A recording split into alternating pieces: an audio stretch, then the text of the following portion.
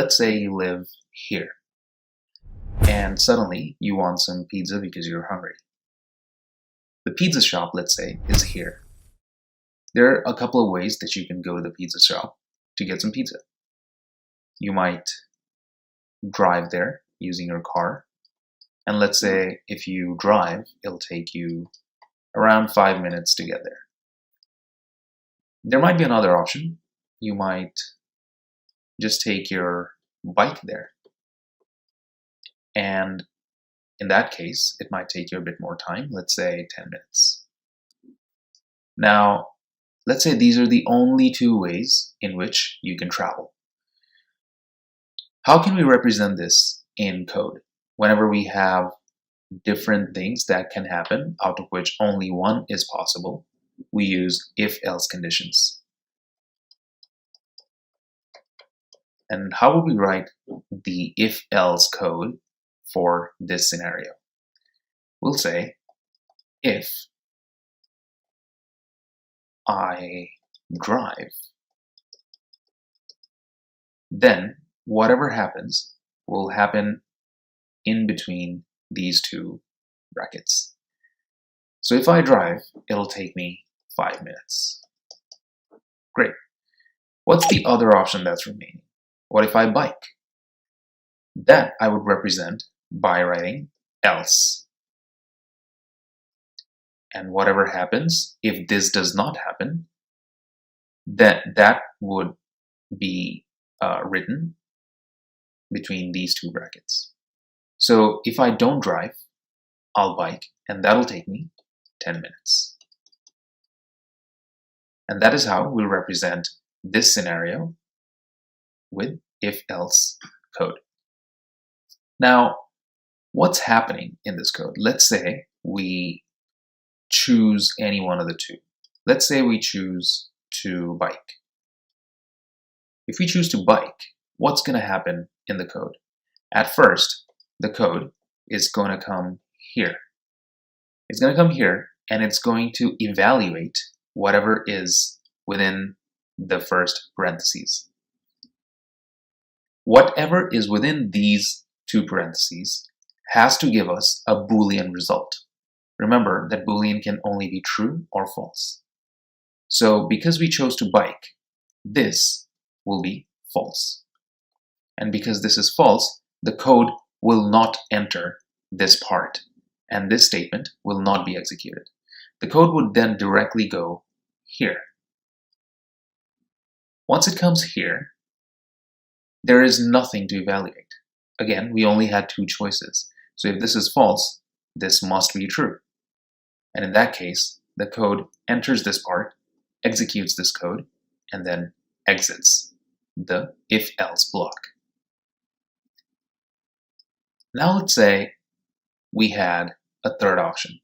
Let's say you could walk there.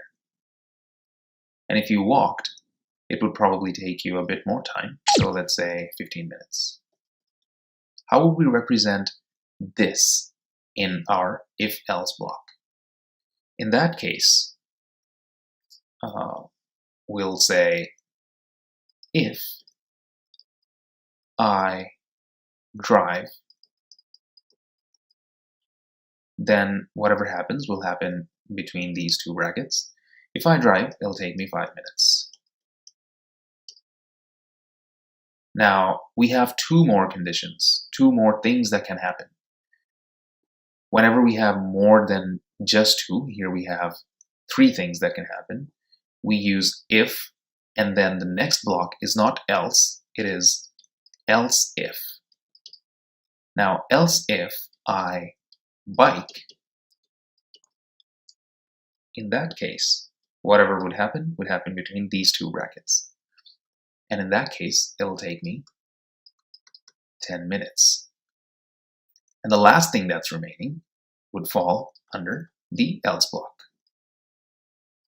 And that would be walking, so that'll take me 15 minutes. Now, let's say I choose to bike again. What would happen with the code? At first, the code would come here. It'll see that this is false because we are biking there and not driving. So the code will not enter this, and this part would not be executed. The code would directly jump here and say, what's inside this? Here it says, I bike. Well, that is what we chose. So this turns out to be true. Since this turns out to be true, now the code would enter this block. The code would enter here, this would be executed, and since this has been executed, nothing else can be executed in the if-else block. So, because we biked there, we did not drive there, and we definitely did not walk there. So, the code understands that and just exits the whole if-else block.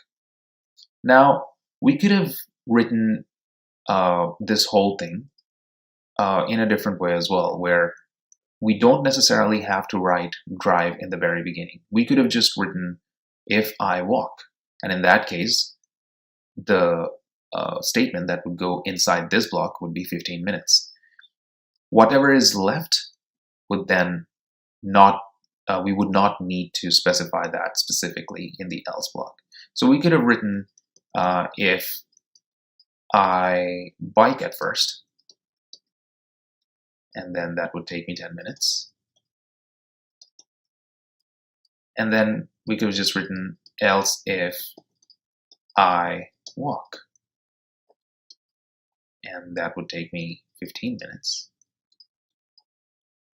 And then the only other thing that's remaining is if I drive, so in that case, that'll take me 5 minutes.